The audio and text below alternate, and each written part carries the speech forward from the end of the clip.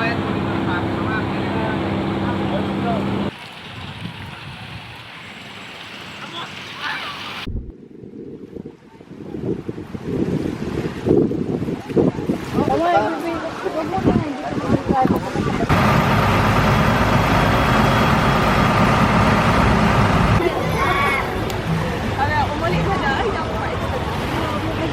morning! So, it's our day 2 here in Boracay. Magbe-breakfast na kami.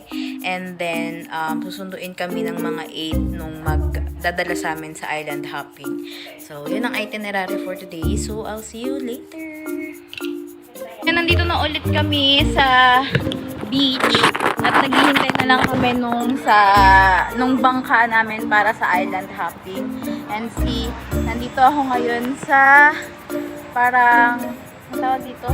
Low tide kasi, so parang nagkaroon ng sandbar dito ngayon. So, and maganda. Ganda. Ganda. Ah!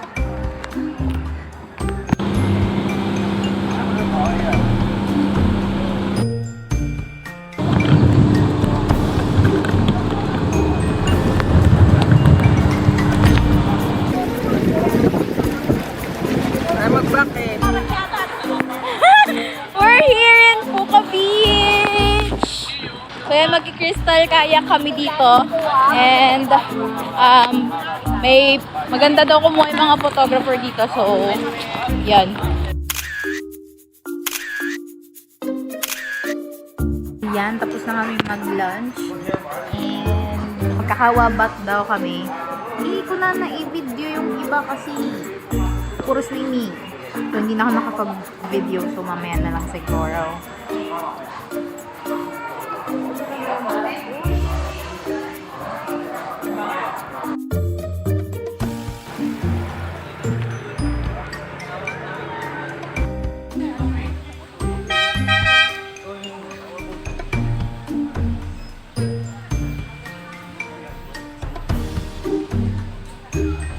Mamaya pa.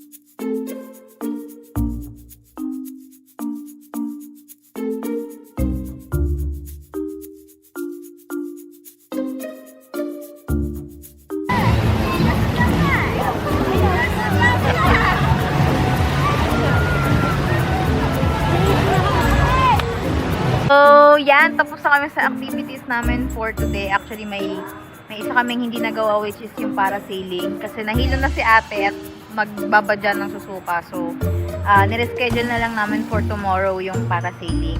And nag-aabang na lang kami ulit ng sunset dito. Tsaka maliligo pa. Tapos mamaya ng sunod, babalik kami ng hotel. Tapos maliligo. And babalik ulit dito para mag-dinner. Yan. Yan lang. Di ba? Bye-bye. Yan, good morning guys. So, it's our day 3 here in Boracay. It's our last day here. Parasailing pala kami kasi hindi kami natuloy kahapon dahil nahilo si ate sa biyahe ng boat papunta ng helmet diving. So, hindi kami tumuloy kahapon. So, ngayon namin itutuloy yung parasailing. And then after that, mag-check out kami sa hotel ng 12 p.m. And then, babalik na kami ng Caticlan Airport or ng Boracay Airport around 1 or 2. So yan, enjoy lang muna namin yung last hours namin dito sa Boracay. Sobrang ganda dito. Yan, nga natin!